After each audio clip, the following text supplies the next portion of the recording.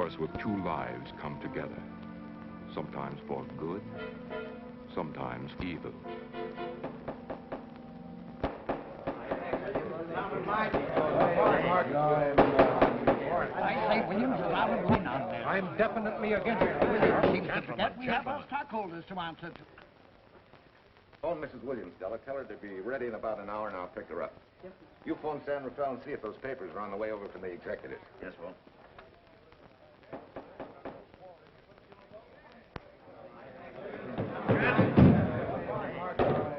Well, Mr. Darcy, what's the score? 9? I'm afraid it is, Walt. If you think you can persuade them to change their minds, go right ahead. Gentlemen, I never interfere stock issues, dividends, or anything else in your department. I must run my department with no interference. Either I know why and when I need more factory space, or you need another boy. And that's all right with me, too.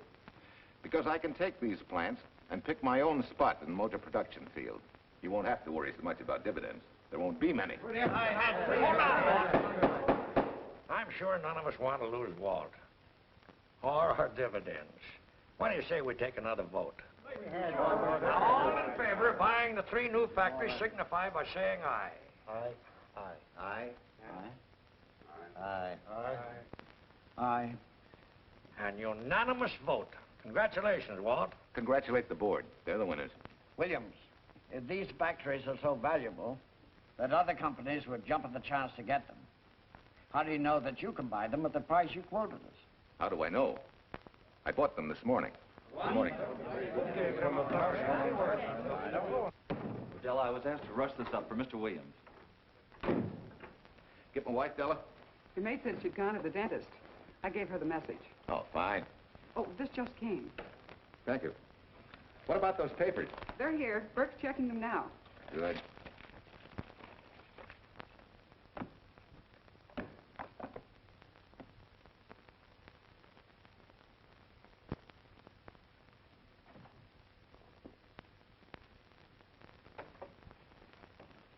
Congratulations, Walt. Take a look at Clause 4. Those provisions haven't been clarified yet. Oh, no? I wanted to leave for Tahoe right away. Get Judge Deering on the phone, will you? Never mind. I can get faster action if I run out to San Rafael myself and stick with them till they're right. Yeah? Mrs. Williams on 3. Oh, put the blueprints of that new diesel in, will you? I want Jackson to see him. Hi, Duchess. I'm afraid now we won't be able to leave till about 5 o'clock. What? You're not going with me, but I counted on it. But I thought as soon as Dr. Harris took care of whatever it was, I'd feel better. I don't. Stupid thing still aches, and I certainly wouldn't be a very desirable driving companion. No, seriously, darling, you run along and buy your little factories and hurry home. I'll send you back to the office. And cheat me out of my goodbye kiss? Not a chance. I've got to drive over to San Rafael. I'll stop on the way. Love me? Bye, dear.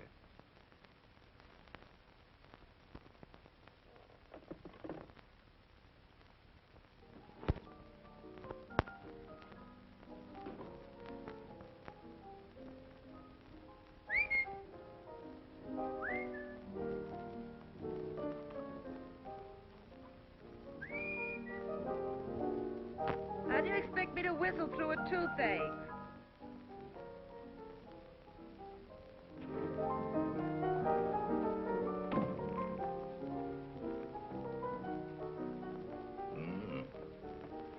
Nothing in the whole world smells as sweet as you do, Duchess. Certainly don't feel sweet. I was grouchy as an old bear. Well, old Doc Williams can give you something to fix that. Close your eyes. Relax a minute. Take a look at that, see if you don't feel better. Oh, Walt. Oh, darling, it's beautiful.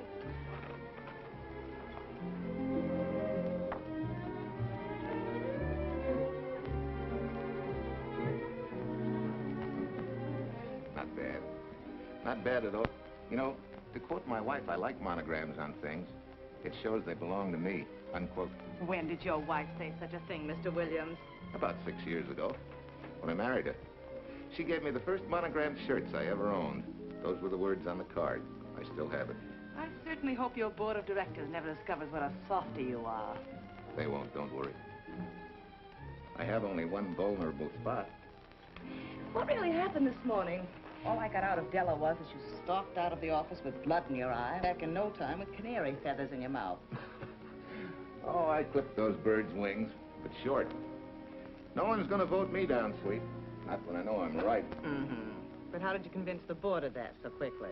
With subtle hints and easy persuasion. Like this. Either I get what I want, or you get yourself another boy. And that's all right with me, too. But... Walter! What a clumsy ox. I'm sorry, Duchess. Oh, please, sweet, don't be so upset. Oh, if you could have seen your face. Oh, don't bother, dear. Sue Lynn will take care of that.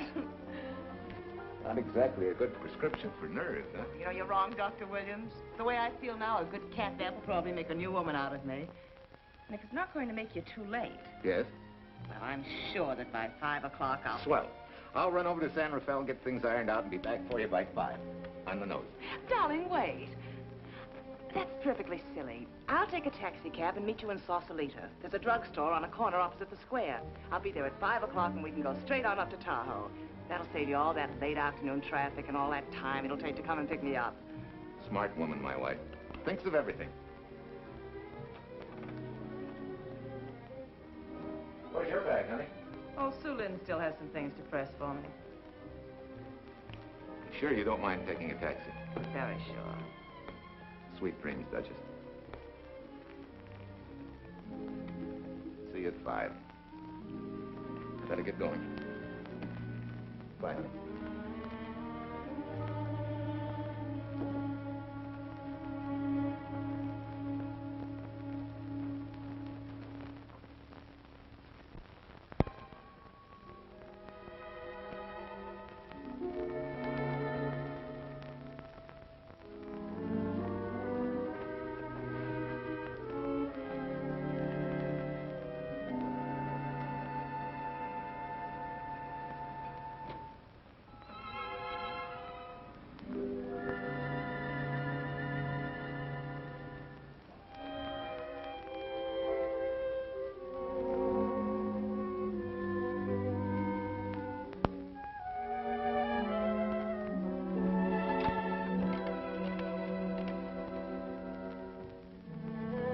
Long distance? I want Berkeley 79721. Hello. Ah. Hiya, beautiful. Yeah.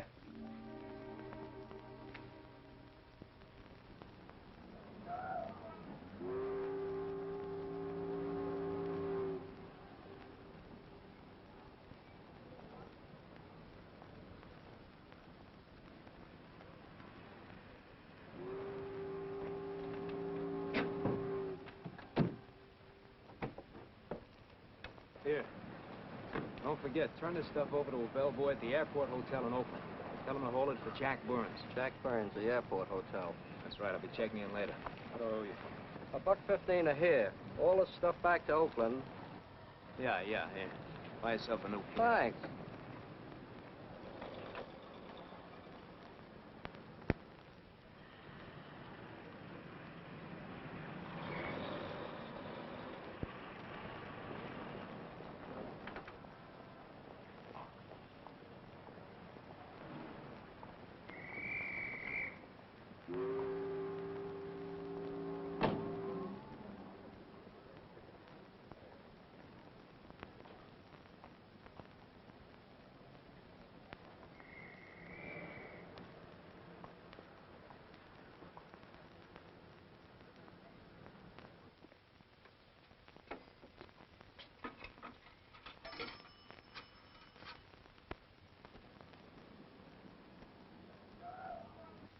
Hey, where's that new woman who was going to meet me? It's after 5 o'clock. Oh. Gee, I was so sure you were going to be okay. Maybe you better get yourself another dentist, huh? Of course I understand, honey, of course.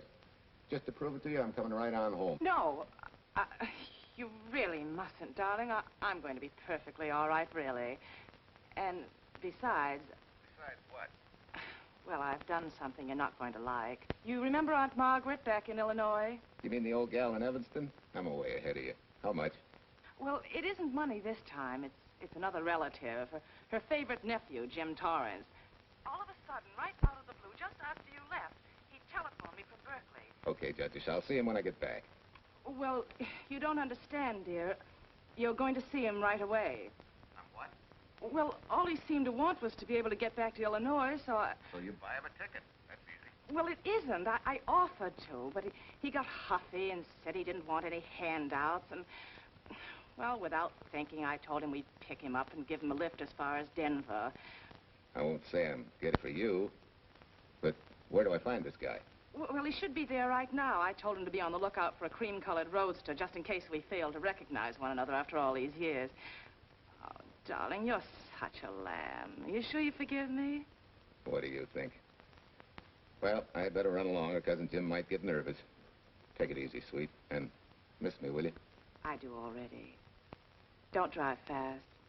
And please take care of yourself. Softy. Goodbye.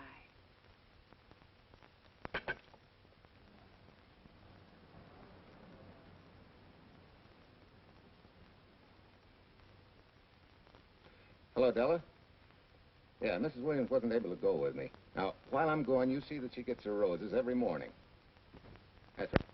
But this time, on all the cards, put love from Softy. Yeah, S-O-F-T-Y.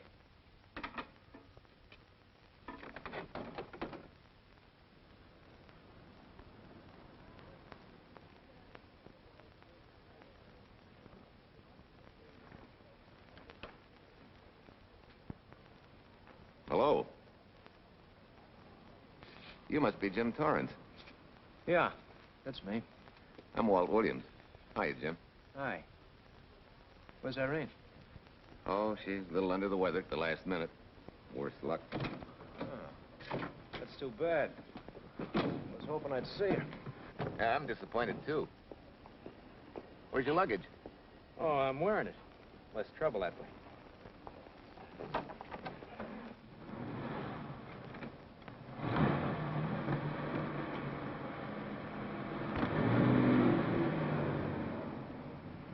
Irene tells me you're heading for Illinois. Yeah. Going been a little rough, huh? Haven't exactly been worried about my income tax. What's your line, Jim? Oh, guess I'm a better salesman than anything else. You know, I can give you a couple letters when you get back to Chicago. It might help you. It's fine. Little in with a top brass never hurts. What outfit were you with? Patton's Third Army. How was it? Rough. Except for the time in Italy. I kind of liked it there. Patton's outfit never got to Italy. Of course. But most civilians never know or care, and I figured you didn't either. Well, I fooled you that time.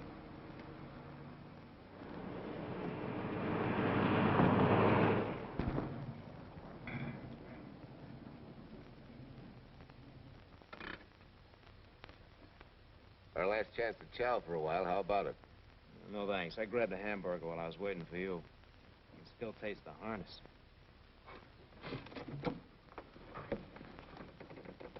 Sure you won't change your mind? No, I'm gonna grab a little shut-eye. Thank you.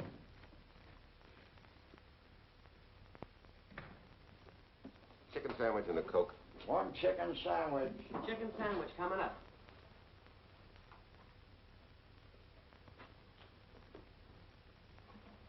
Give me change for $1, will you? Yes, sir.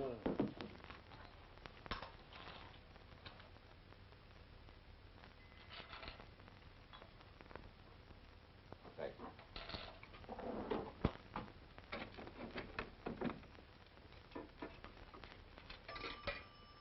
San Francisco. Klondike 2, 6714.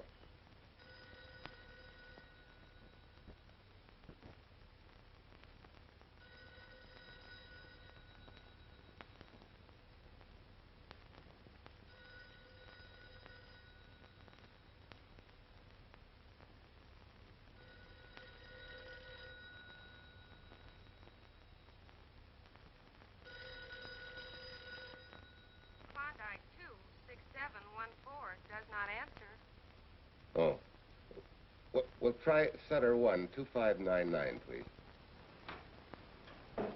Bayview Apartments.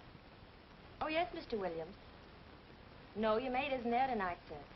Well, she said Mrs. Williams was taking something to make her sleep and wasn't to be disturbed. But perhaps... No, don't disturb her. Just leave a message that I won't forget about a certain problem. Mm-hmm. I think I have it, sir. You want her to forget all about a certain problem. Softy. Is that S-O-F-T-Y, sir?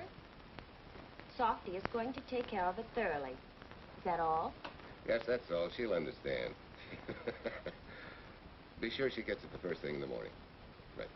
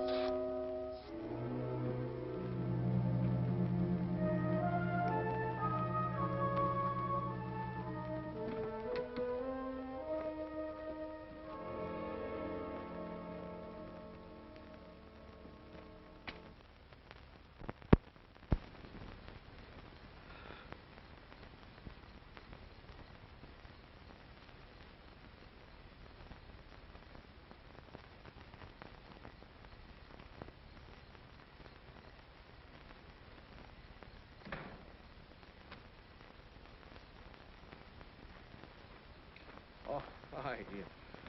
It's been so long since I've been behind the wheel of anything but a Caterpillar or a Jeep. I had to find out what a real buggy feels like. Why don't you drive for a while? Oh, swell. Nothing would suit me better.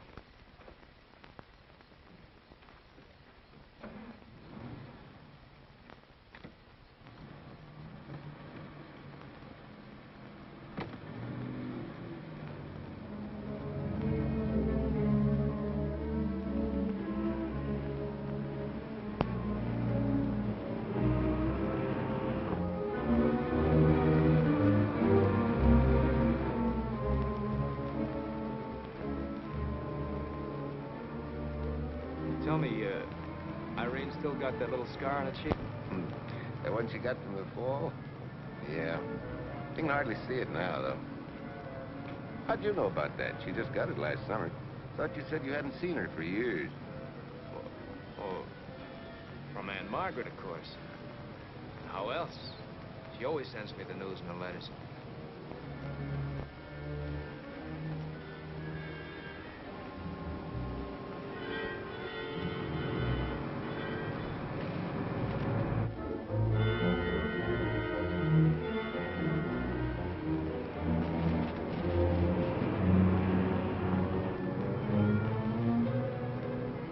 Aunt Margaret will be pretty happy to see you. Irene says you're the favorite nephew. Afraid my lovely cousin was just giving me a build-up for your benefit. You don't know Irene. Maybe not.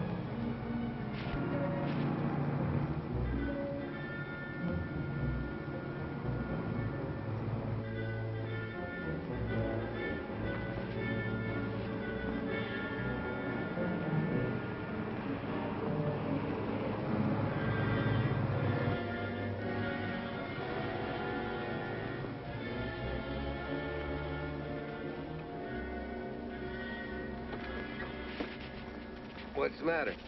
I think we got a flat.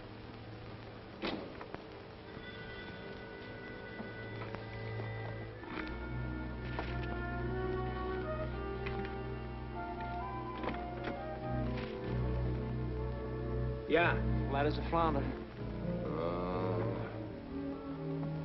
Well, let's get to work.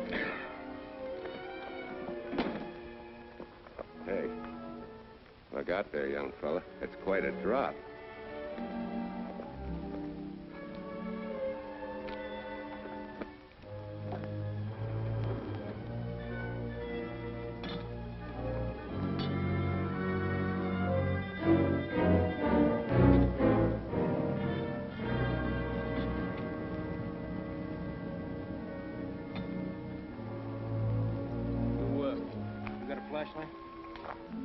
I think I have. Get the jack. I'll take a look.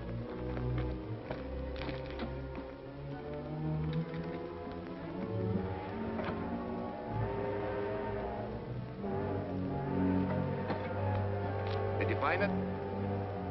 Yeah. Yeah, it won't be long now.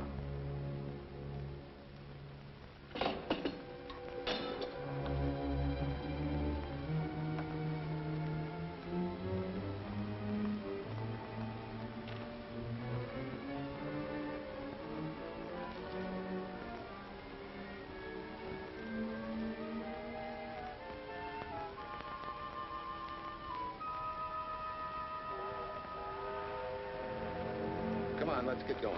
Wait a minute. Did one of your cufflinks fall off? Huh? Well, something dropped. I heard it fall right down there at your feet. Oh. Well, he must have rolled under the car.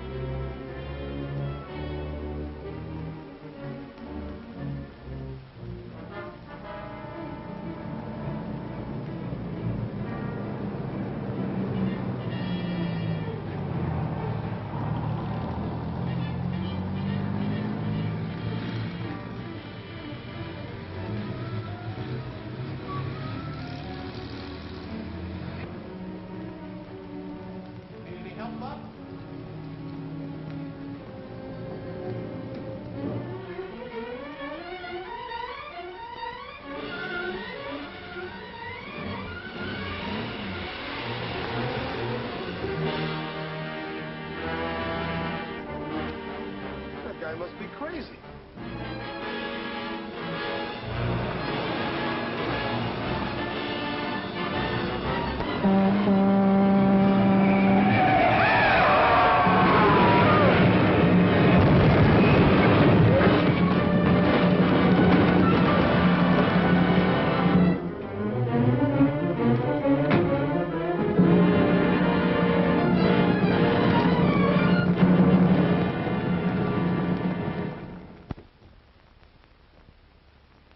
Now, in case my husband should be late and have to rush for his plane, this will be taken care of. Thank you. Tell Mrs. Burns at 302.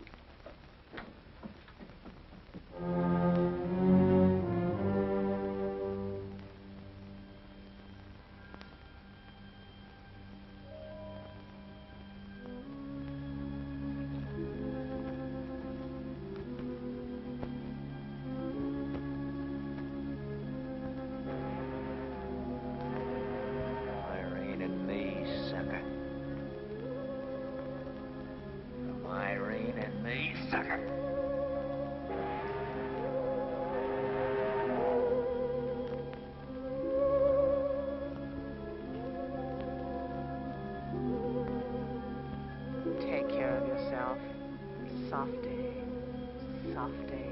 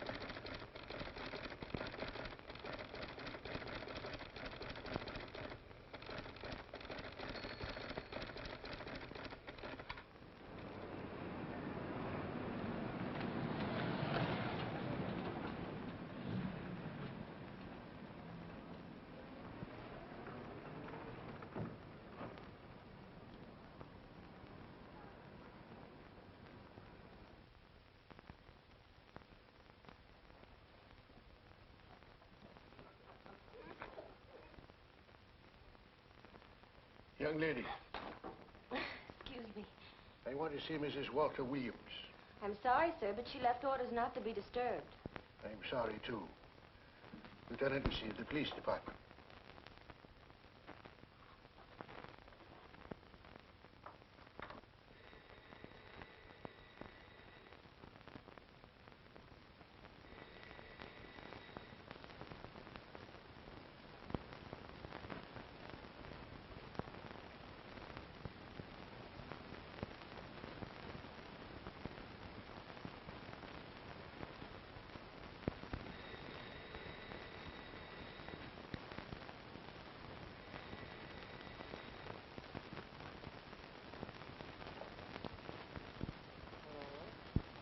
I left orders not to be.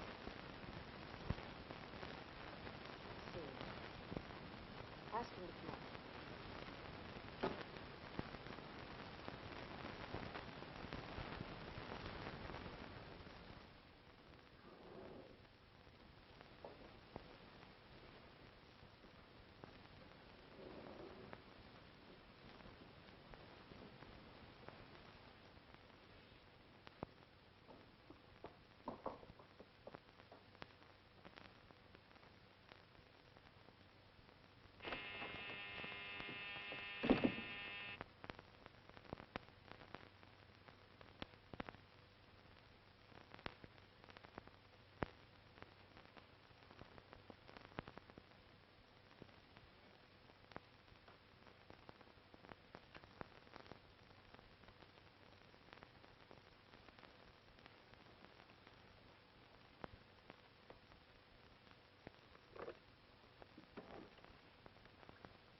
Yes?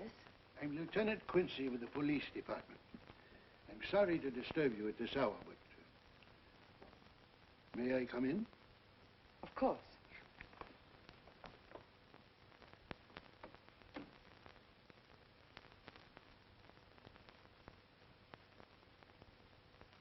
Well, Lieutenant? Did your husband go on a motor trip late this afternoon? Why, yes, he went to Denver on business. Why? Was he driving a packet roadster? Yes? Is anything wrong? I'm afraid there is. Won't you sit down? Has something happened to my husband? Yes, Mrs. Williams. He's dead, isn't he? Yes. Oh, Walt, I knew something like this would happen. I begged him time and again not to pick up hitchhikers. But it wasn't a hitchhiker, Mrs. Williams. It was just an accident. He ran into a truck, a gasoline truck. You mean there was fire? He must have been driving pretty fast. I don't think he felt anything after the crash.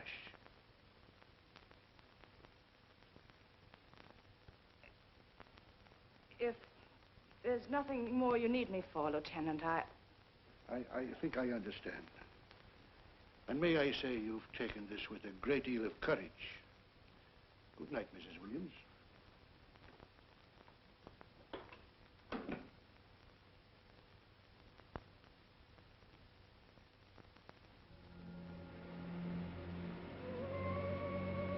take care of yourself. Softly. From Irene and me. Softly.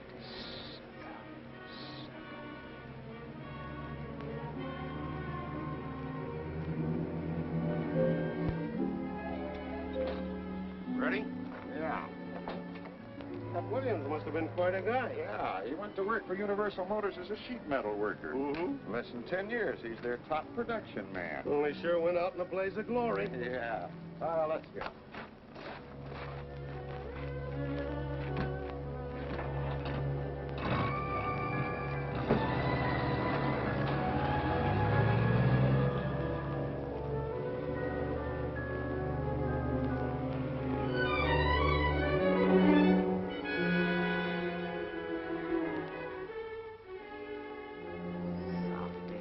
From Irene and me. Sucker. Sucker. Sucker.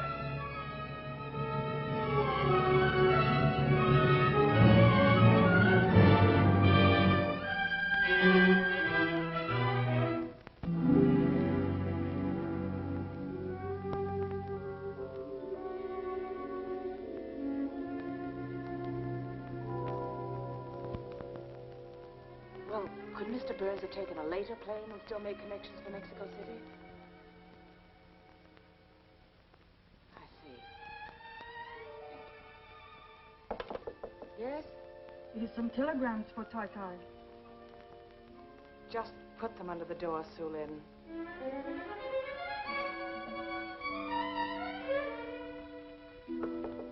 Please, Tai Tai, a policeman Quincy most anxious to see you. Ask him to wait, Sue Lin.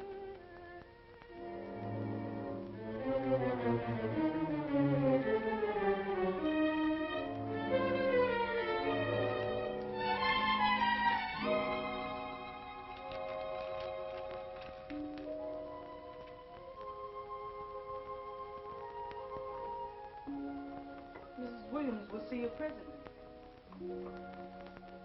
Will wait, please.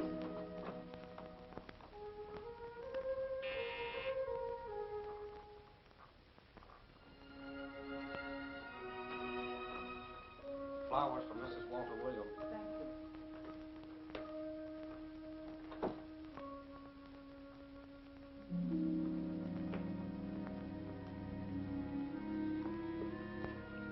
Roses like Mr. Williams always sending when he's away.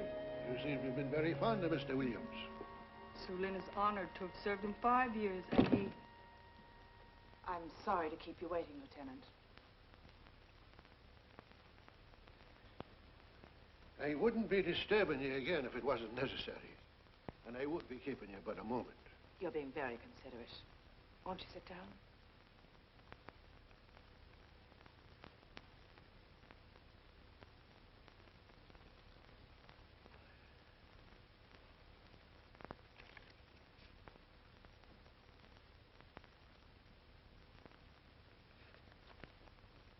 Everyone's been most thoughtful.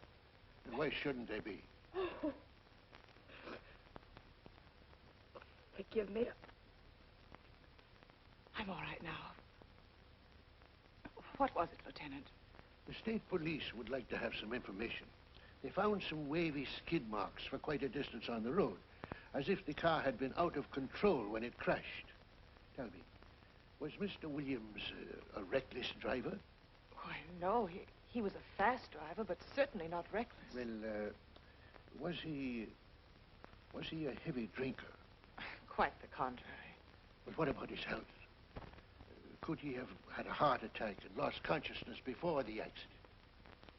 Why, no, he was in perfect health, but he'd been working much too hard lately and was overtired. Perhaps he fell asleep at the wheel last night. Oh, poor darling. If only I'd been able to go with him last night, he might still be alive. Well, maybe so and maybe not. You mustn't blame yourself, Mrs. Williams. Fate plays an important part in these matters. Your handkerchief.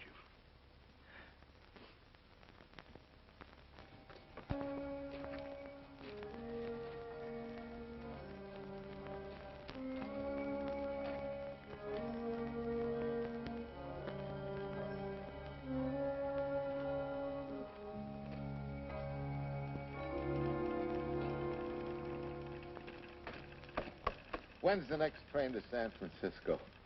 10 a.m. tomorrow. You sure there isn't one sooner? No, I'm sorry.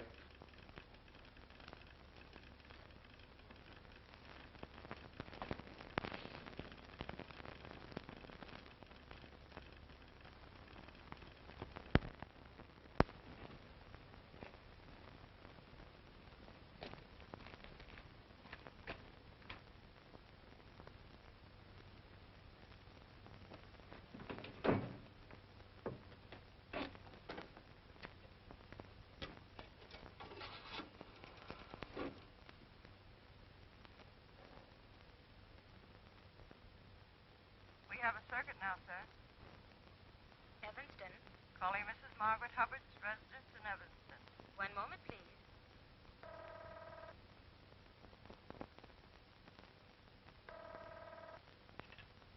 Hello? Mrs. Margaret Hubbard? Yes? Who's this? Long distance. I have a call from Mr. James Torrance. Who? Mr. James Torrance. He's her nephew, Jim Torrance. The call is for your nephew, Jim Torrance. I haven't any nephew, and I don't know any Jim Torrance. Sir, Mrs. Hubbard says she doesn't know what James...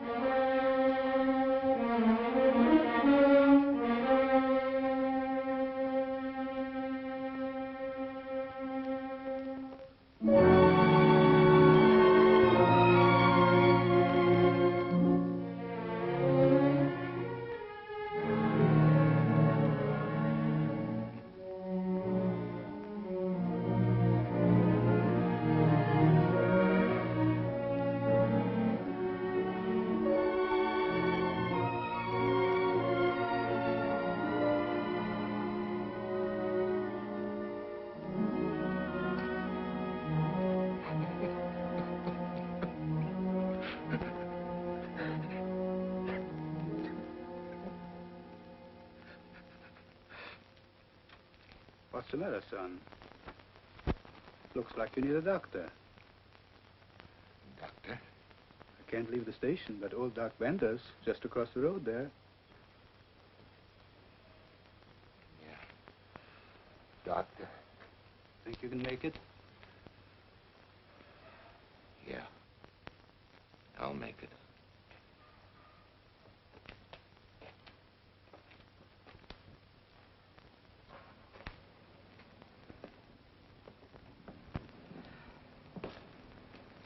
Now, take it easy, man. There's some concussion there. You've got to watch your step for a while. Yeah.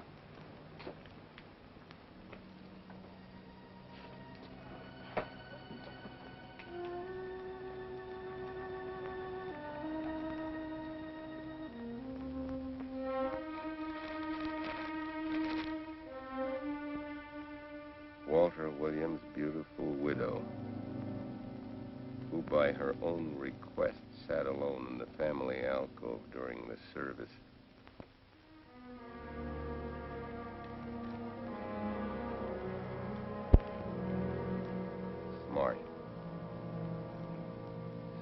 have caught her licking her chops.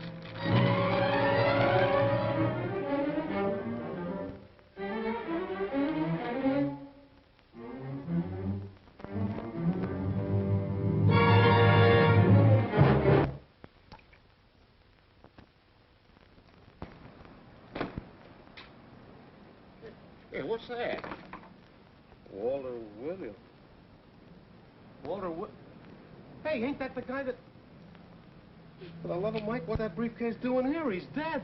They did him a dirty trick if he ain't. Hey, now, wait a minute. Don't touch it. We better turn it over to the police.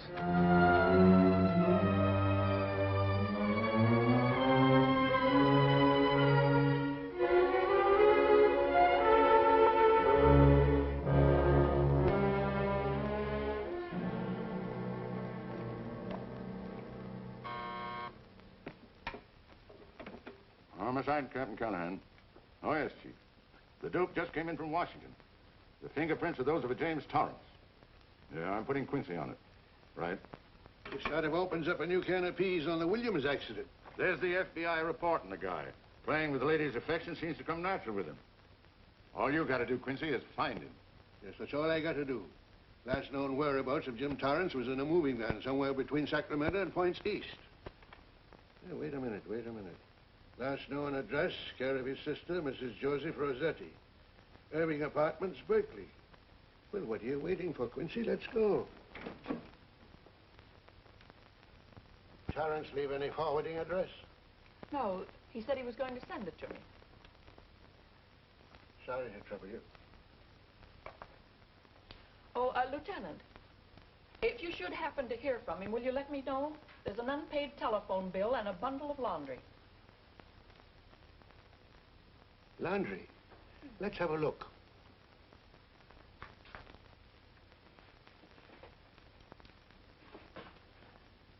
I may have to take this along with me. Not without a receipt, you don't. You mean you don't trust the police? In my business, you don't trust anybody. Mine, too.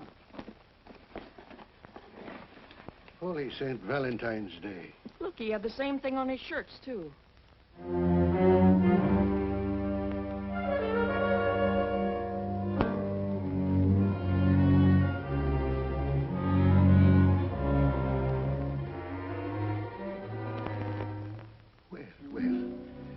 Romance in your late tenant's life. Did you ever see the lady? You know, I never did. But I always knew when she'd been here, the wonderful perfume. I'll lay you 10 to 1 she's a rich widow. Could be. Wait, I'll get you his telephone bill. Pretty fancy stuff for a hitchhiker. Yeah, but he's a pretty fancy hitchhiker. According to the shirt maker, a certain lady in the town had these made special. And they're just like her husband's.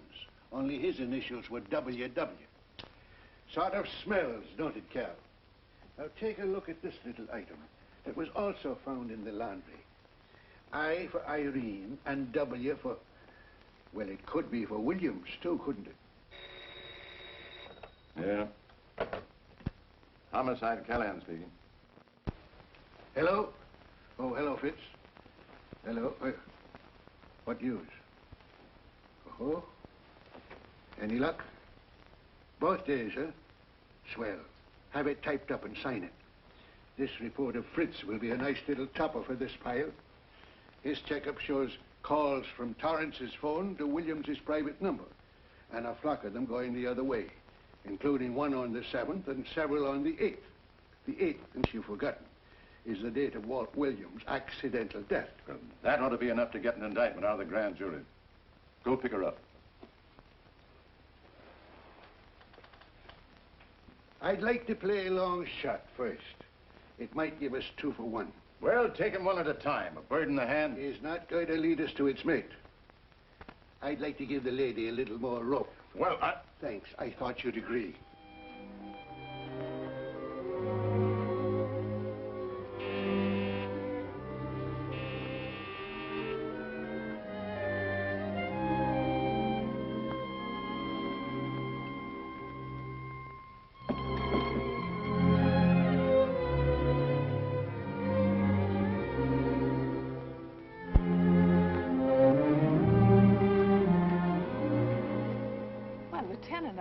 You just caught me. I'm glad.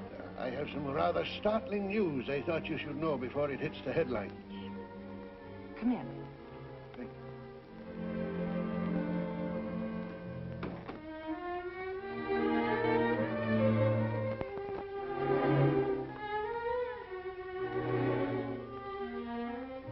Sit down, won't you, Lieutenant? Thank you. I'm very anxious to hear about news. It seems that your first hunch, remember, that a hitchhiker was responsible for your husband's death? Well, Mrs. Williams, you may have been right. I don't understand. Your husband's briefcase turned up in Kansas City yesterday in a moving van that had stopped at the scene of the accident that night. Apparently, the murderer made his getaway in it. That explains the wavy skid marks that made us suspect your husband was ill or unconscious at the time of the crash. Yes, I suppose it does. And by now, the man is probably out of the country and never will be found. Don't you worry, Mrs. Williams. There were fingerprints on that briefcase. And as soon as we get the FBI report from Washington, his identity will be known and his description sent out on police broadcast. Oh, we'll find him all right. But just now we're keeping things quiet so the murderer will feel safe until we are ready to close in on him. Yes, I can see the wisdom of that. Yes, I thought you would understand and cooperate. As soon as we know his name, it is possible that you might recognize it as someone with a motive. There's that possibility. You know I'll do everything I can to help. I'm sure of it. Now I'll run along. You'll hear from me. I'll let myself out. Don't bother. And don't worry. Good day.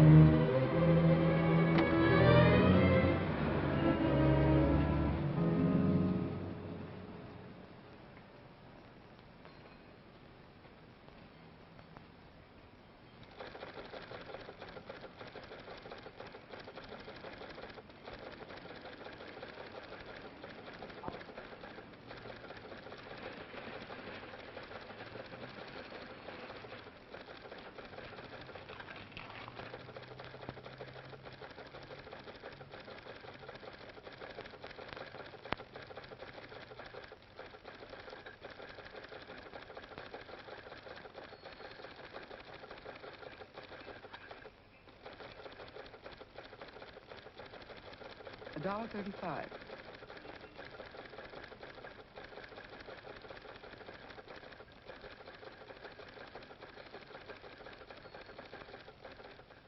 See, everything after the letter J in the first name has been obliterated by heavy writing over it.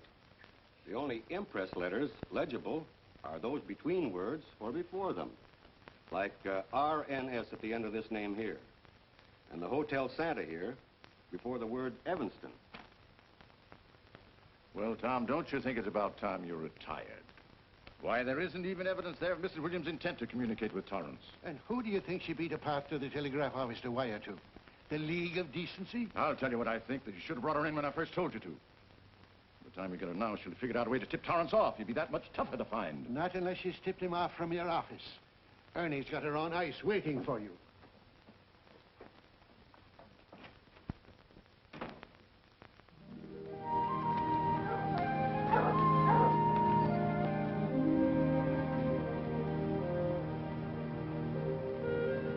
Pretty good, huh? Fastest growing little town in Idaho.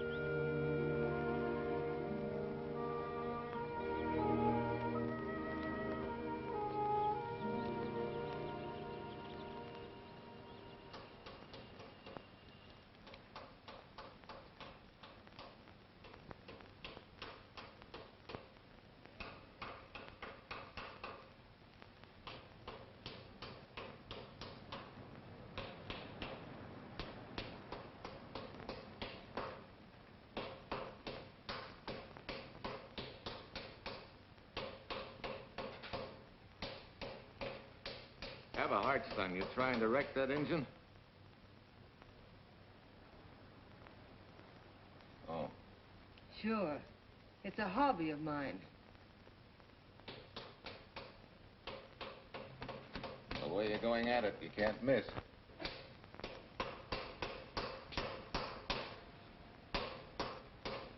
Here. I just can't let you ruin that beautiful motor. Start her up.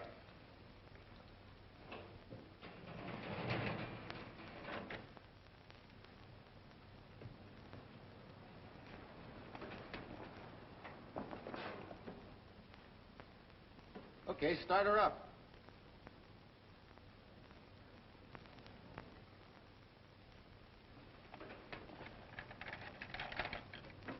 Shut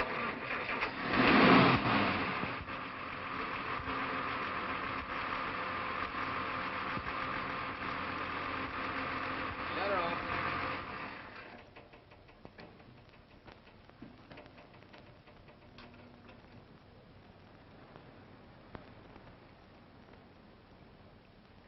You're certainly not a mechanic by trade. Hands are like that. Maybe it's a hobby of mine.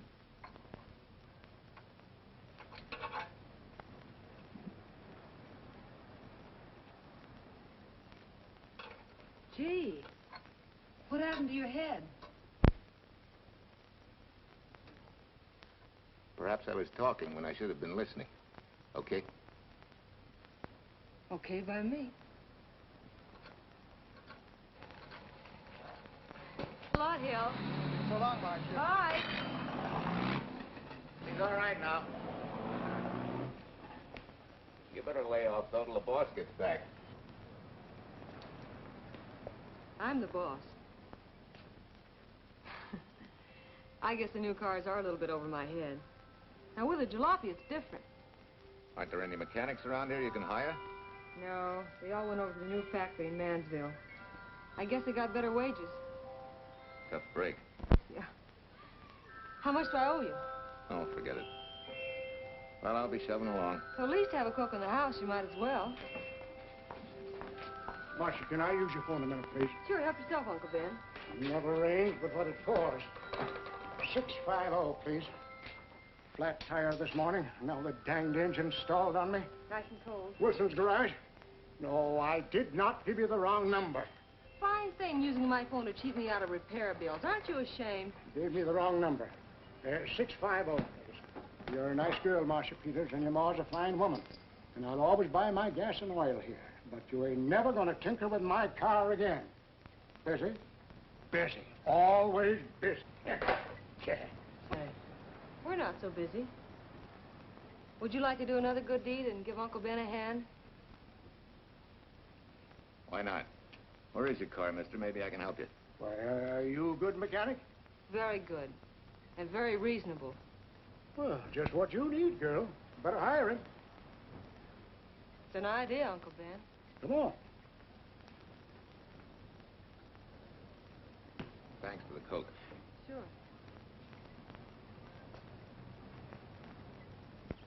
Well, I got Uncle Ben fixed up all right. Nothing but a sticky carburetor valve. Bye. I hope he paid you. What for? It only took a minute. You're certainly not money-conscious, stranger. There. This is no kind of work for a girl. But somebody has to do it if I want to stay in business. And I want to.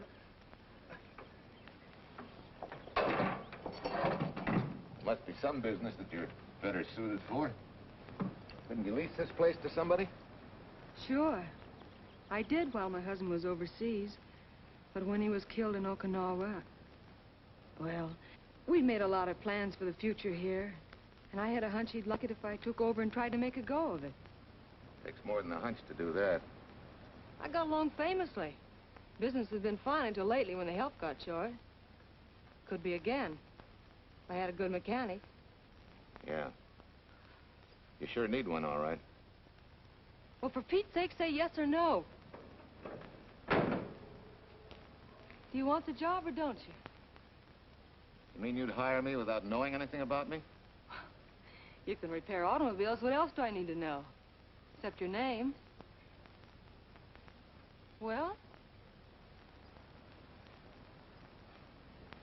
Why not? Sure. I'll try it for a while till you get someone permanent. The name's Bill Walker. Okay, Bill, it's a deal. And maybe if business gets real good, you'll want to stay. Oh, don't count on it. Where does this go, on the rack? Yeah.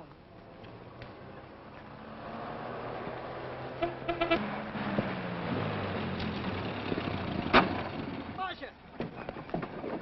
Marcia! It happened! It's a boy, 8.5 pounds. Pair of shoulders like a prize fighter. Well, congratulations, Papa. How's Jane? Ah, perfect. Everything's perfect. Gotta get down to the store and tell the gang. Almost forgot. Oh, gee, thanks, Ed. I'm sorry, I won't have enough for the gang. Yippee!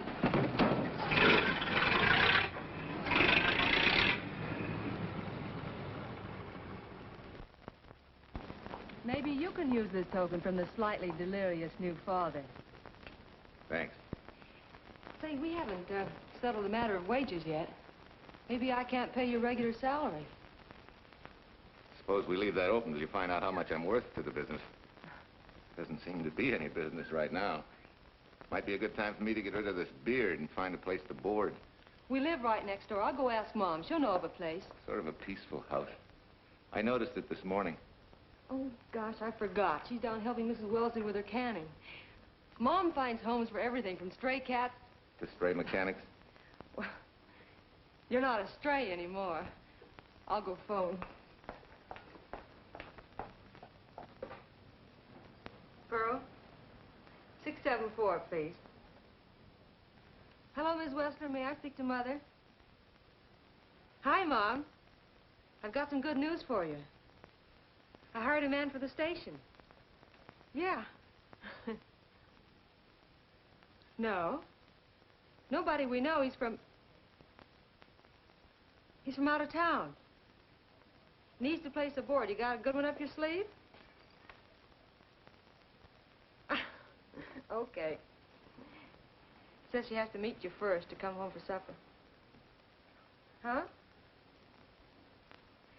And you like apple or cherry pie? Cherry. Cherry it is, Mom. See you later. Now I gotta get rid of this. Hey, where's the nearest barber shop? The one and only, just up 2 blocks. Tell Judd you're working for me. When you get back, we'll close up and go home. Thanks.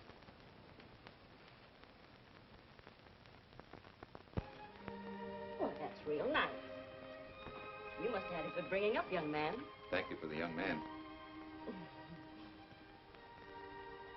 We thank thee, O Lord, for thy bounty, and ask thy blessing on this food, and on the new friend who shares it with us. I hope you're good and hungry, Mr. Walker. Who wouldn't be? Marcia, she eats like a sparrow, with all the hard work she does, too. May I have your plate, please? Well, she can start taking it easy now. Boss, the help. Thank you. She never takes anything easy. Has to put her whole heart and soul into everything she does. Well, now that you're through with me, Mom, how about Bill? Have you thought of a place for him to stay? Well, why can't he stay right here? We have a spare bedroom going to waste. And I think you like my cooking. Like it? That's very kind of you, Mrs. King, but it seems an imposition. Imposition? Nothing. That's good business. I can get back what I pay you in board and room. Well, Marcia, what a thing to say. If you'd like to stay, we'd like to have you. We have some more vegetables. Mrs. King, you have a boarder. May I have a biscuit, please? Oh, excuse me.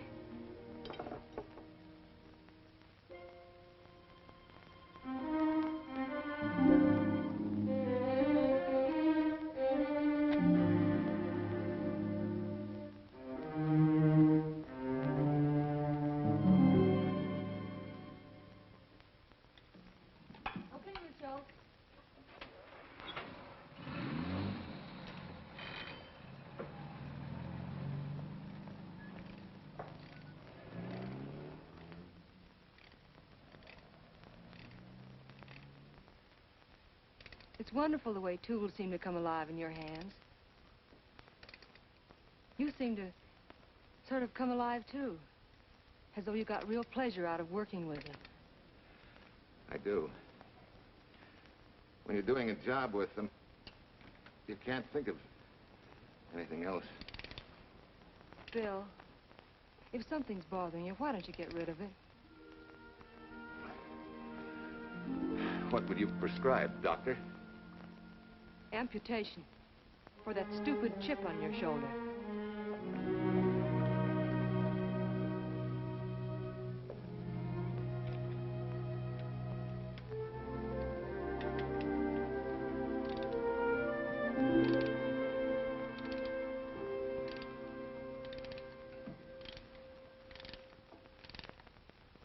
What you need is a ring job. Save yourself some money. Gee, Bill, with the baby and everything, I just can't afford it now. Oh, we'll take care of that. Hey, boss. How's Ed's credit? Good enough for a ring job? Well, sure, if I can hold Junior as collateral. Oh, not a chance, fella. Never mind her. I'll do it on my own time. Oh, thanks, Bill. Maybe we'll see you tonight, huh?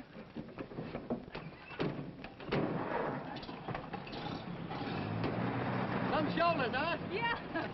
Some father, huh? Bye, Marcia. Bye, Marcia. Bye.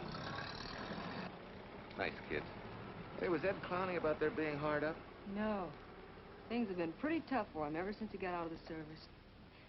Fix a car for him, Bill, and only charge him for the labor, okay? Then he gets it for free. I'd already been knocking that off. Say, we could make it an anniversary present. Anniversary of what? Junior's arrival, and mine, 3 months ago today. Time certainly flies. That was a lucky day when you came to MP service. Your work's been bringing in a lot of business. I'm glad of that. Hated to have fallen down on Mom and you. Say, look, boss, why don't we three celebrate tonight and go to the movies? Ed said he and Jane were going. Well, that lets Mom out. She'll be babysitting. I'd love to go, Bill. I haven't been in ages. Here's your opportunity. Go to work.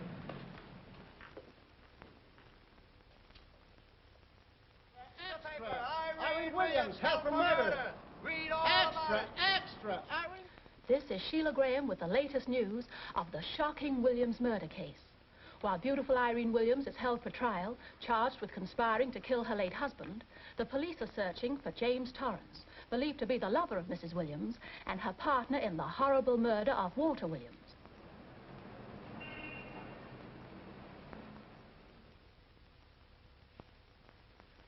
If I'm handling your case, my dear Mrs. Williams, I want 1/3 of everything you get. You're out of your mind. You don't realize what I'll get as Walt's widow. Perhaps you don't realize the spot you're in. Torrance's fingerprints were found not only on your husband's briefcase, but, in a manner of speaking, on your reputation as well.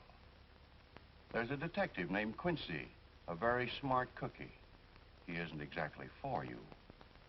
Frankly, Mr. Warner, I'm beginning to wonder if my attorney is for me. Underestimating the enemy's ammunition would scarcely be wise.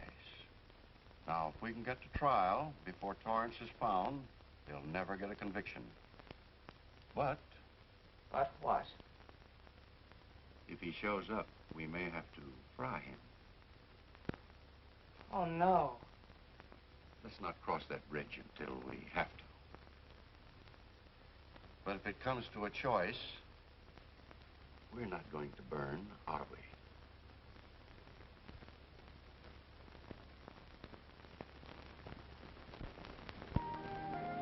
Aren't you the chatterbox this afternoon? What about this afternoon? Oh, I'm sorry, boss. I guess it was wool gathering. You're supposed to do that in the spring. Is there anything you don't know? Yes. What's San Francisco got that we haven't? Better newspapers, for one thing. Anyway, California's supposed to be the land of opportunity. I thought that by now you liked it here. I do. Very much. It's a good town. Nice people. Swell boss. Thanks.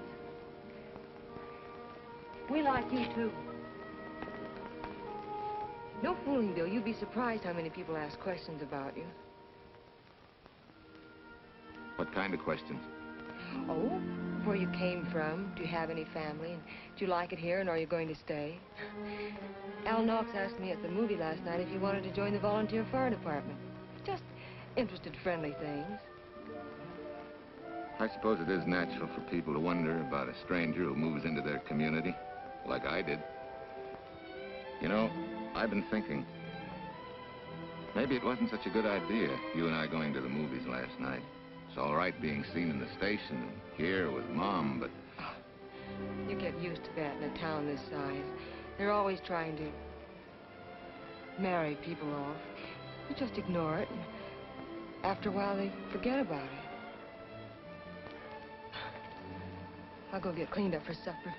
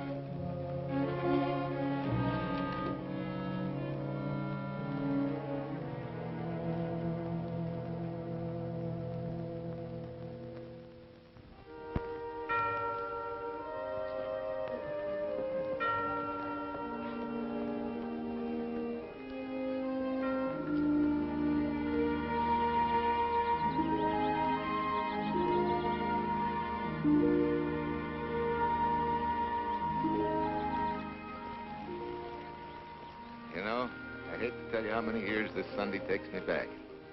Did you always fall asleep during the sermon? I wasn't asleep, Mrs. Peters. I merely closed my eyes to concentrate. Oh, so that's what you call it.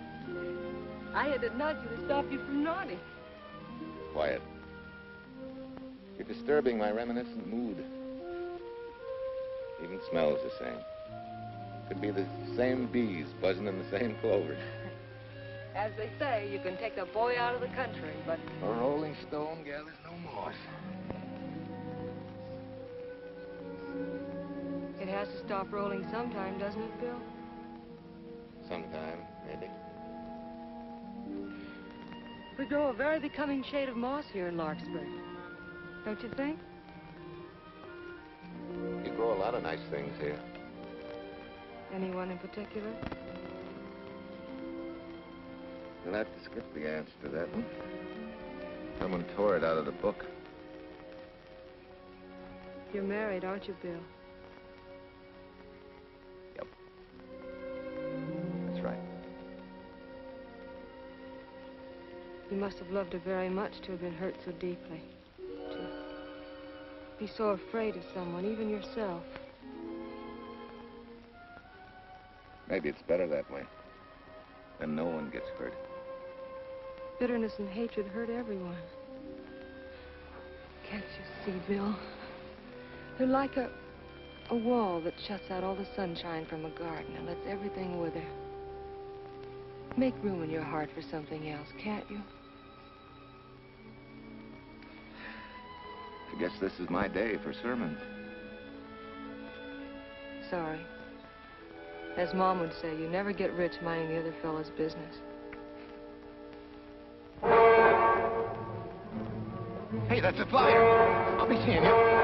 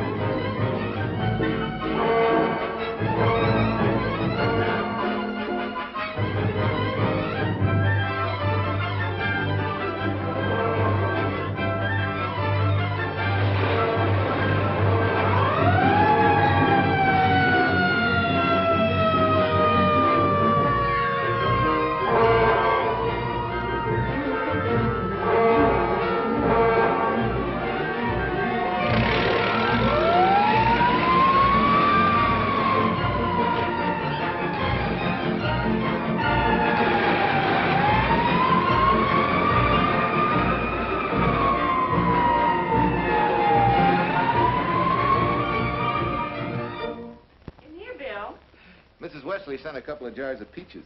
Said you helped her can them. Oh, thank you. When I delivered the doc's car, he insisted that I have a bite with him. Where's the boss? Took the book back to the library for me. Huh? What a day. Hey, what's the idea? Are you darning my socks? Well, I thought a drawer full of holy ones isn't doing you much good. I found it when I put fresh papers in your bureau yesterday. You have a heap of things that need mending, haven't you, son? Does Marcia know? Do you think I'd tell her? This is your problem, Bill. Because I found out about it doesn't give me the right to tell anyone else, not even Marcia. When you trust folks, you trust them, and you give them a chance to work out things the way that seems right to them.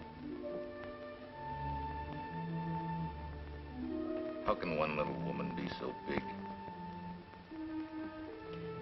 Don't forget, it's a lot easier to be tolerant and understanding at 50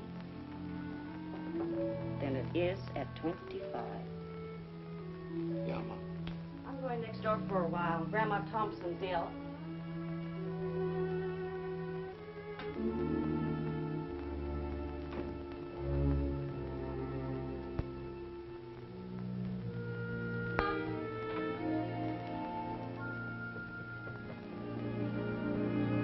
Bill, are you home? Bill, are you in there? Yeah? Mom went next door, Marcia. Hi. Do you work awfully late? Oh, about 6. Anything wrong? Come in. I want to tell you something. I'm checking out. Has something happened? No, just... I'm doing what I should have done a long time ago. Moving along. But why, Bill? My name isn't even Bill. There isn't any Bill Walker. I'm Walter Williams. The late Walter Williams. Walter Williams? I don't understand. You may not even after I've told you, but at least you'll know the whole story. Sit down, please.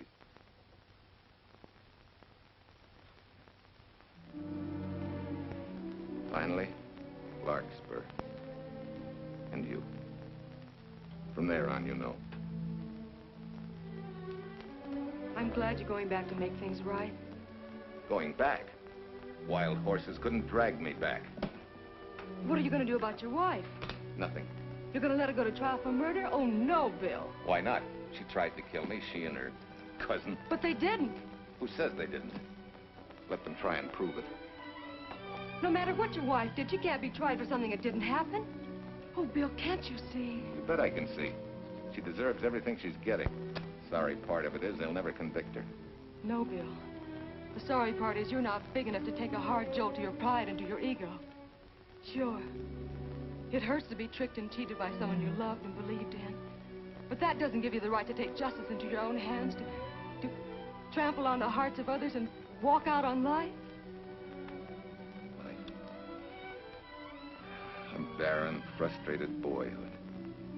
A marriage to a woman who accepted my love, yet despised me so thoroughly she resorted to murder. I'll never think of our moments together without nausea. I feel stripped bare, degraded. Even me.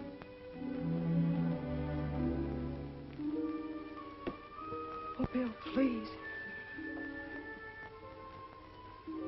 Don't destroy the one chance we have for happiness. We haven't got a chance. Doing the right thing never works out. I know. In this world, you turn the other cheek and you get hit with a lug wrench. Forget me, boss. Try and forgive me.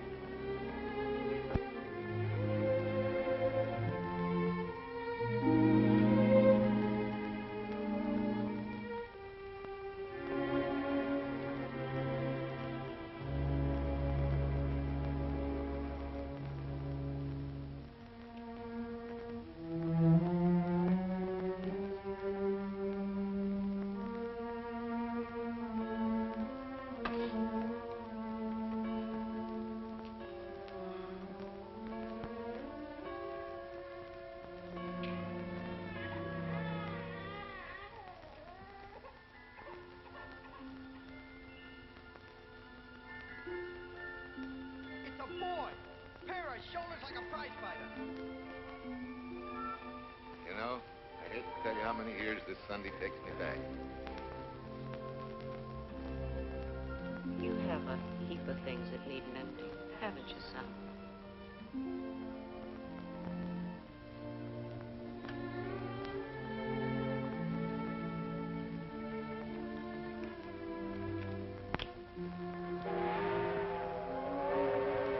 Take care of yourself.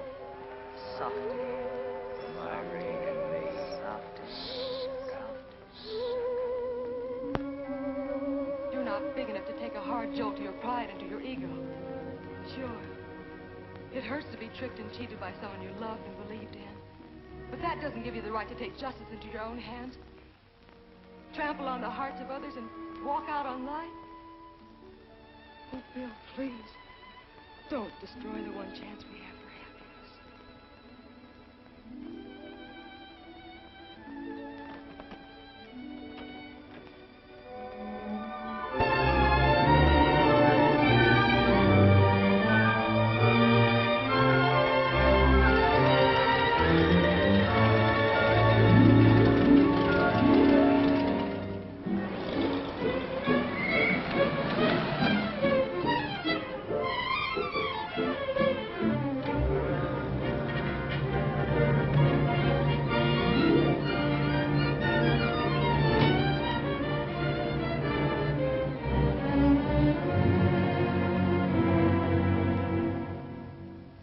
Mrs. Peters was kind enough to come along to substantiate at least the Larkspur portion of what I've told you.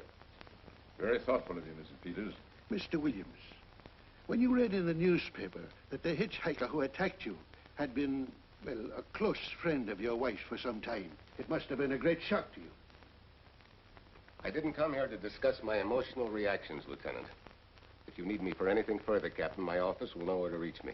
Let's go, Mark. Just a minute, Mr. Williams. We'll need your signed statement for the grand jury when we ask for your wife's release. It won't take long to be typed. Yeah. All right.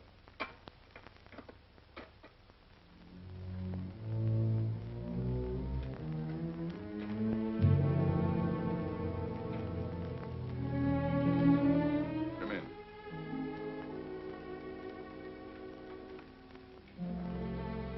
Sit down. Mrs. Williams, we have news for you. Really? I can scarcely wait.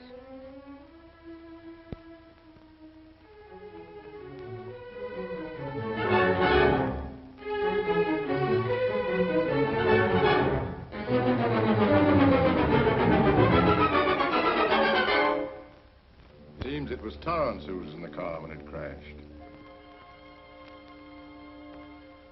Jim?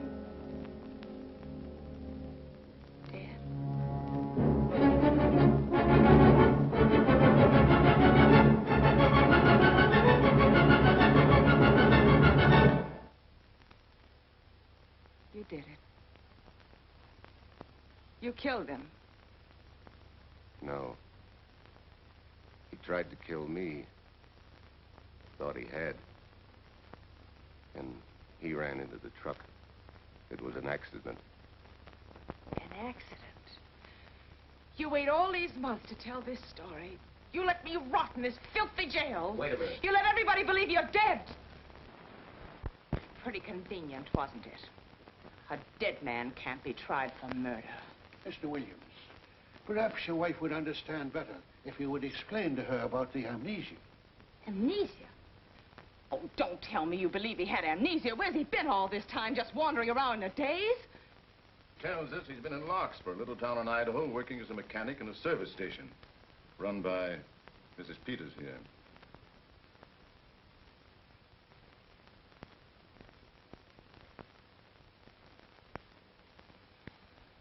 I understand perfectly. Now that my chance for happiness is dead, I suppose you'll demand the divorce I begged you to give me so that I could marry Jim. That's fantastic. Yes, isn't it? After you telling us that the man you picked up was a perfect stranger. Well, that's not true. The time and place for meeting Jim had all been arranged. I must advise you There's a law that a wife can't testify against her husband. There's a law against murder, too, but that didn't stop him, and nothing's going to stop me until I'm through. It's all right with me, Captain. Go on. Talk your head off.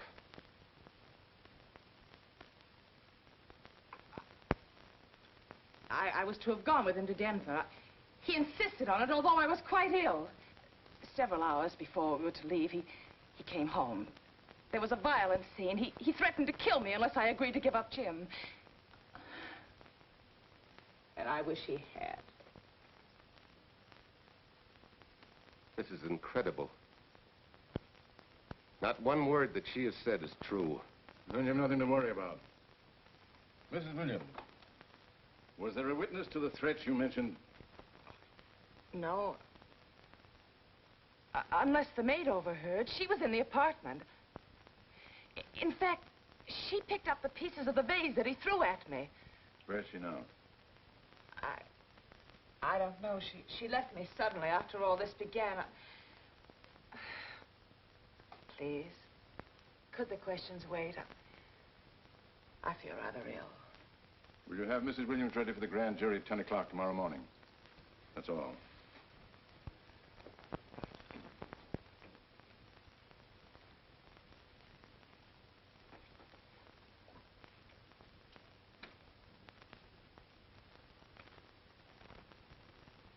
We're going to hold you too, Williams. On what charge? Suspicion of murder. But he's not guilty of any of these things. Then it should be easy for him to prove it. Take it down and book him. That fiction of Mrs. Williams must have been very convincing. No, we just couldn't buy that yarn you tried to sell us. Let's go.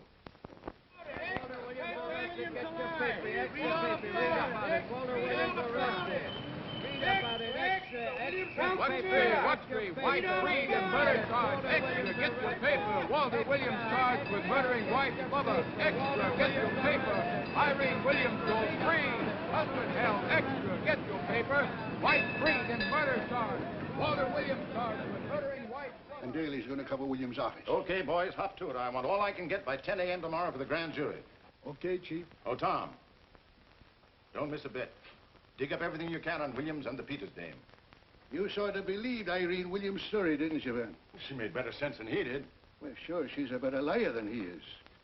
Don't forget, I went all through her grieving widowhood with her. She's a bad customer. Well, that's for the grand jury to decide, and Williams insisted on letting her talk. So it's his funeral. Funeral, all right. Especially with that yarn he told. But murder's out of character for him.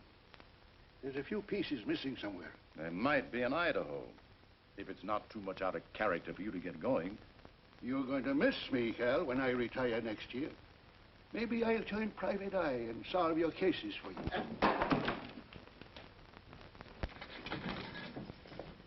Miss Williams? Thanks. Sort of deal from the bottom here, don't you? Sorry, Williams. Okay, Williams.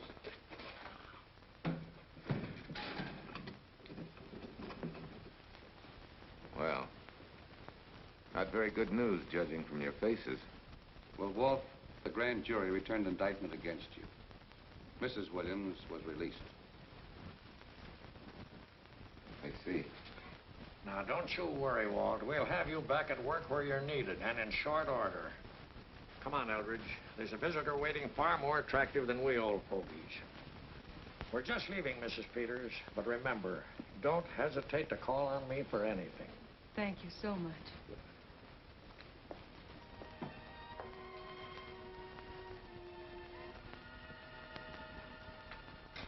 Hi, boss. Bill, what have I done to you? If it weren't for me, you wouldn't be here.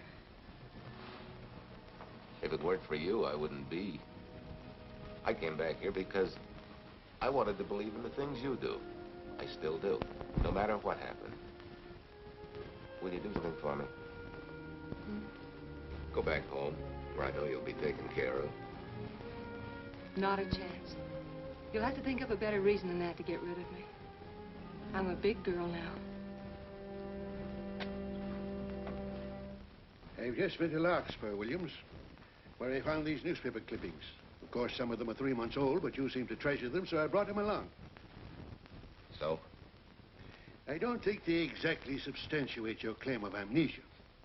As if you were interested in substantiating any claim of mine. Now, let's get one thing straight. Most people, when they get in a jam, think the police are only interested in the prosecution. Our job is to get the facts, the truth. And the truth never hurt anyone but the fellow that lied. Unless he was a beautiful woman. Oh, quit kidding yourself, Williams. You made the boner. I had no more to do with Torrance's death than you did. And out of the whole population of Northern California, you just happened to pick up a hitchhiker who happened to be your wife's boyfriend. Ah, have a heart, Williams. I suppose you'll tell the truth when you take the stand, but you better have some mighty conclusive proof if you expect the jury to believe it. Wait, Lieutenant. Bill, we all know you're not guilty, but we're going to need help to prove it, and need it badly. Lieutenant Quincy can't take sides, but if we're right, he has to be on ours. And I have a hunch he wants to be. Why don't you tell him the whole story? All of it. Please. I'd like to. Quincy, very much. Guess I should have told the whole truth in the first place. But I wanted to clean this mess up with as little scandal as possible.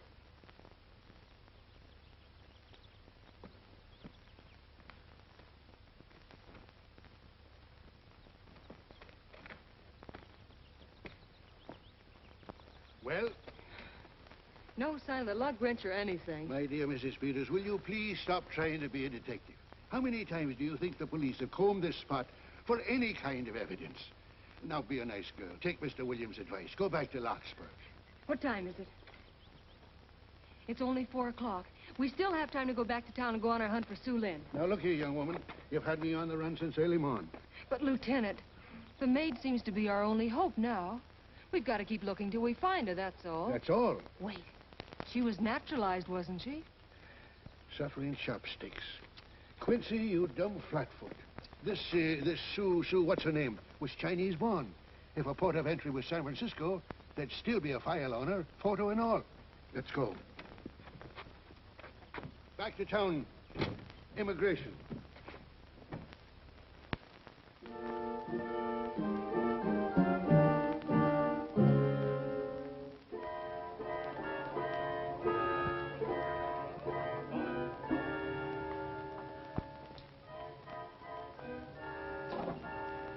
The council has given us the right lead.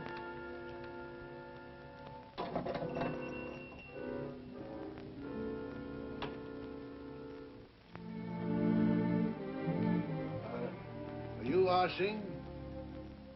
Understand? You savvy English? Also French, Italian, and Hebrew. May one ask what is desired? We're looking for Su Ling Chung. The Chinese consul said you were her uncle and might tell us what she is. This daughter of my brother, has she offended the honorable police? Oh, no. They just wanted to ask her some questions about Mr. Williams, the man she used to work for. Ah Singh's heart is heavy that he cannot lead you to her. But things that are not known cannot be told. Well, if you hear anything of her, report it to headquarters.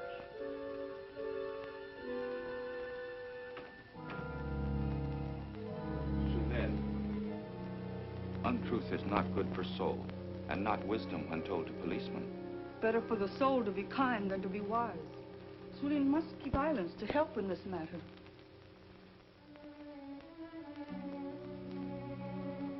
You know, you're quite a gal. In case I haven't told you lately. You're just too easily pleased, that's all. There must be a way out. Why can't we find it? Oh, buck up, boys.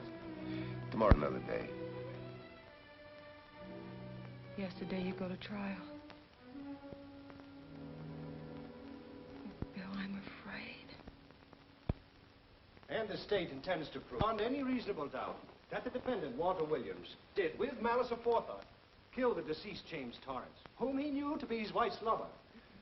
And that with his victim dead beside him, he drove his car into the course of an oncoming truck, jumping clear himself some seconds prior to the crash. And subsequently, he made his getaway in the back of a loaded furniture van. And for 3 months, as Bill Walker, he laughed at justice. when he'd imprisoned his unfaithful wife for conspiracy in his own murder. But then he decided that being dead cramped his style. He thought he could eat his cake and have it too. So he returned, most anxious to explain his long absence and to right the dreadful mistake that had imprisoned his wife for 3 months.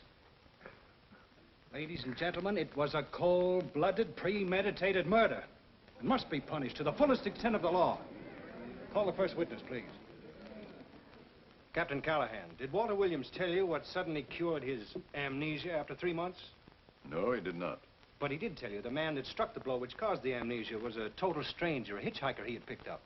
Yes? And that he knew nothing of this man's identity or relationship with his wife until he suddenly recovered from his amnesia and heard or read the details. That's what he said. That's all. Thank you, Captain. Your witness, Counselor. No questions. No. I saw no signs of amnesia, but definite concussion. He was a bit evasive in answering questions, but not vague or unsure. In your opinion, Doctor, could this head injury have been caused by a fall? Yes. If the head had struck on some object, such as a stone or a metal pipe. That's all. Thank you. Your witness. Dr. Bender, are you familiar with a tool known as a lug wrench for changing automobile wheels? I'm afraid I am, sir. I've had a regular epidemic of flat tires lately. Well, then, in your opinion, could this head injury which you treated have been caused by a blow from a lug wrench? Yes. It could have been caused by that, too. Thank you, Doctor. The ones with the earliest dates, you will notice, are heavily creased, as though they'd been carried in a wallet or a coat pocket. Thank you. Lieutenant Quincy, will you kindly tell the court where you found these newspaper clippings? In the bedroom occupied by Mr. Williams and Mrs. Peters' home in Larkspur, Idaho. Is this your handwriting, Miss Revere? Yes, sir. And that's the message, at least our record carbon of it. Would you read it to the court, please? June 9th, 8:32 p.m. Message from Mrs. Walter Williams, Penthouse D. Mr. Williams called, said he wants you to forget all about a certain problem. That Softy is going to take care of it thoroughly. Was there any other conversation? Well, I just asked if that was all, and he said yes, she'll understand, and sort of laughed as if it were a joke and hung up. Some joke killing the wife's boyfriend. That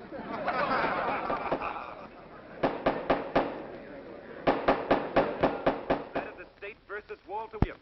All the rounds so far have gone to the prosecution, and it was a grim-faced Williams who was returned to his cell this afternoon. What the score will be after he takes the stand is anybody's guess, but he's going to need some lucky punches to get a decision. And though Torrance struck with intent to kill, after telling you this is from Irene and me, sucker, you still telephoned Illinois to find out if there was a cousin Jim. You are hard to convince, aren't you, Mr. Williams? Is it so incredible that a man should fight against believing such a thing about his wife? Oh, that is very touching. From a husband who planned a trip on which he intended to destroy his wife and did kill her lover. That's a lie. Your Honor, I object to the conclusions drawn by the prosecutor and move that it be stricken from the records. But, Your Honor, there is a corpus delicti, remember, who was your wife's lover. Objection sustained. There's also her own story, which, in front of witnesses, you insisted she tell. And then we have your own two different stories from your own lips. One featuring a perfectly strange hitchhiker, the second an equally strange cousin Jim, without a questionable substantiation for either bit of fiction.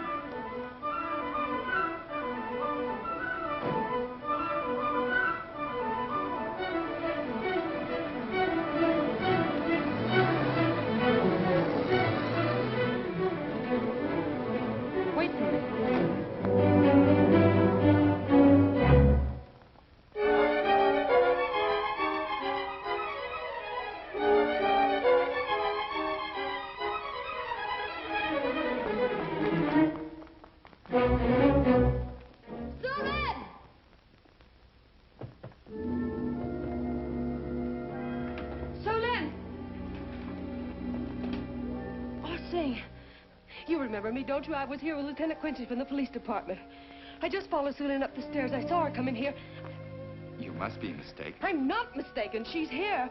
I must see her. Our thing, don't you understand, is to save a man from prison, even from death. I will send her to you.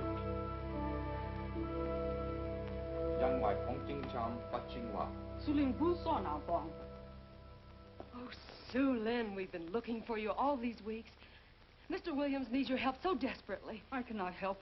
You must forget that you found Sue Lynn. Forget it? But you're his only witness. You're the only one that can help. Not as a witness. Only with silence can I repay his great kindness to me and my family in China. Why? For I heard other things. That most unhappy day, from Mrs. Williams' bedroom, his voice very loud and angry. A flower vase broken to pieces. He can explain all that. They do not believe what he's already told. That I heard anything would do harm. Don't you see?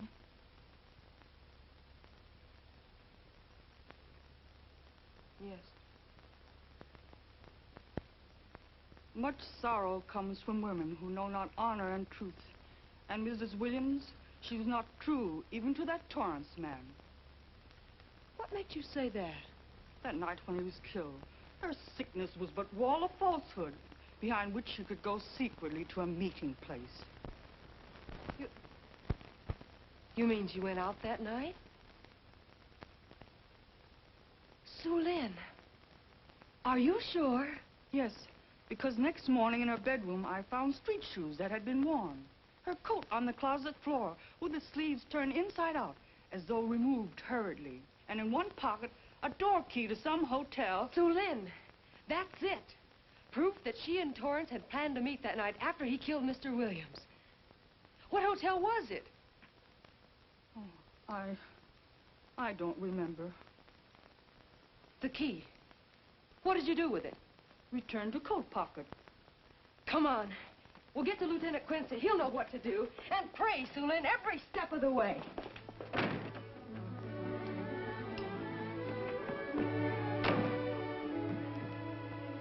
Now hold everything. Even if this long shot don't work out, we'll just keep on pitching.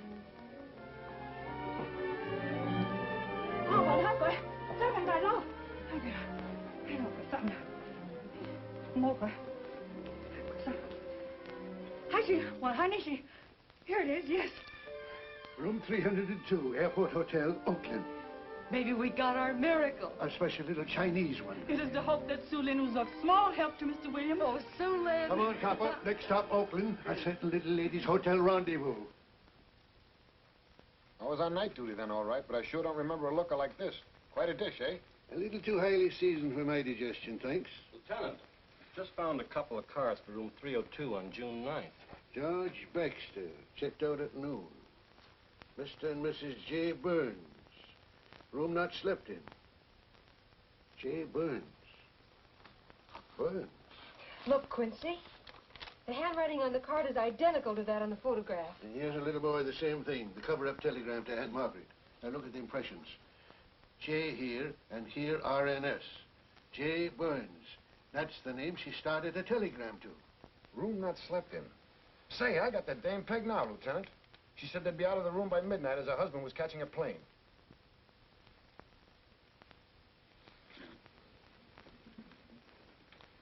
But Quincy... Reservation for Sam Andrews. Yes, sir. This ties it all up, doesn't it? Yeah, like a greased pig. What do you mean? We've got the evidence now, the proof. Of what? Sue Lynn's theory that Irene was playing the field? This evidence only proves that she came here to keep a date with a man named Burns. We can't even prove that he didn't keep the date. But you know he didn't. There wasn't any Burns. It was only a name that she and Torrance used. Fine. If you can prove that, Williams will be free. But none of this will prove it. Sorry, copper, but we are just up another blind alley. Well, ain't. Yes, sir. There's a couple of sample cases from Mr. Sam Andrews came up from the station this morning. Take them to Parlor B right away. Sure thing, sir.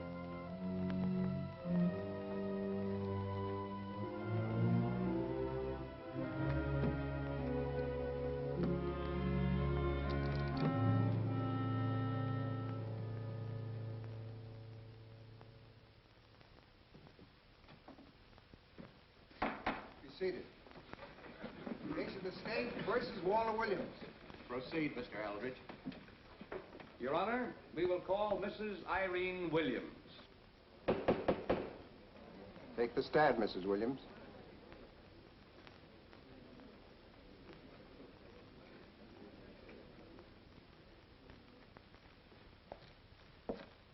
Raise your right hand. You solemnly swear that the testimony you're about to give in this cause to be the truth, the whole truth, and nothing but the truth, so help you God? I do. Hey, what cooks? The defense calling her? Mr. Eldridge, what's the purpose in calling this witness? Merely for purpose of identifying handwriting. Now, Mrs. Williams, this photograph of you... Was stolen from my apartment. So, according to the inscription, to Walt, my adoring and adored husband, Irene, this belongs to Mr. Williams. This is your handwriting, isn't it? Of course. I'm touched that he should have wanted it so badly. And this telegram, addressed to Mrs. Margaret Hubbard, is that also your handwriting? It is.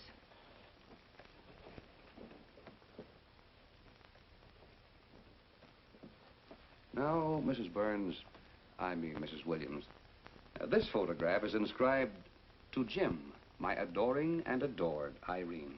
Did you write this, too? I see no point in all this. Merely answer counsel's questions. Did you write it? I did. And these letters addressed to Mr. James Torrance, did you write them? Yes.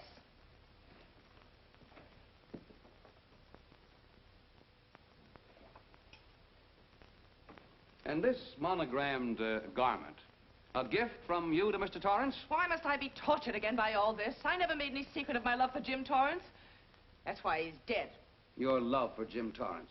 Yet on the very night he was killed, you had a rendezvous with a man named Burns, didn't you? I don't know what you're talking about. I don't know any man named Burns. I was at home that night, very ill. Oh, yes, the sleeping pills. Well, you must walk in your sleep, then. For you spent at least part of that night at the Airport Hotel in Oakland, where you registered for Mr. and Mrs. J. Burns. Don't waste the court's time trying to deny it. This is the registration card that you signed at 9:20 p.m. And there's the room clerk who assigned you to room 302. And this, Mrs. Williams, is the key to room 302, which you very carelessly left in the pocket of a coat which was found in your closet yesterday. All right, I was there. Now are you satisfied? Not quite. This J. Burns, Mrs. Williams, is his first name Jack? Yes. Have you been in contact with him lately? No. How long since you've seen or heard from this Jack Burns? Well, I don't know. I don't remember. You bet she doesn't remember, because there isn't any Jack Burns, and there never was. That was an alias for Jim Torrance. And it was Torrance who was to have met you that night, after your charming little plot to kill your husband had been duly executed. It's not true. It's not true. I have bad news for you, Mrs. Williams. I can prove it's true. These pajamas, these letters, this picture, all of which you identified for the court, were found in this suitcase, which is full of the clothes and personal belongings of Mr. James Torrance. And the suitcase was found in the baggage room of the Airport Hotel, where it's been held since June 9th. And it says on this tag, in large print, hold for Jack Burns. That is all, Mrs. Williams. Just a moment, Mrs. Williams. Your Honor, in view of the evidence presented, we now ask for a dismissal of the state's case against Walter Williams. And we intend to charge Irene Williams with conspiracy to commit murder against her husband, Walter Williams. Oh, no.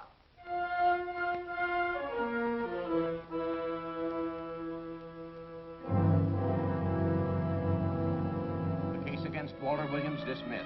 Court adjourned until 2 o'clock. Well, that's that, Walt. Congratulations, Mr. Williams. I haven't the words for it, Quincy, but we could never have made it without you. Ah, sure you could. You know, son, right always wins if you give it a little push. Especially when you get a copper like this one to do the pushing. Well, I'll be seeing you. You know, it'll seem kind of strange being able to eat and sleep without someone getting in your hair all the time. Oh, fine, Walt. We're looking forward to having your hand on the wheel again. The Denver plants are waiting for you to open them. You think you can make it in the morning? How about it, Counselor? You bet you can. Oh, good. Well, I'll be running along. Well, you think you like Denver? It's okay by me, boss. Yes. Impact. The force with which two lives can come together. Sometimes for evil, sometimes for good.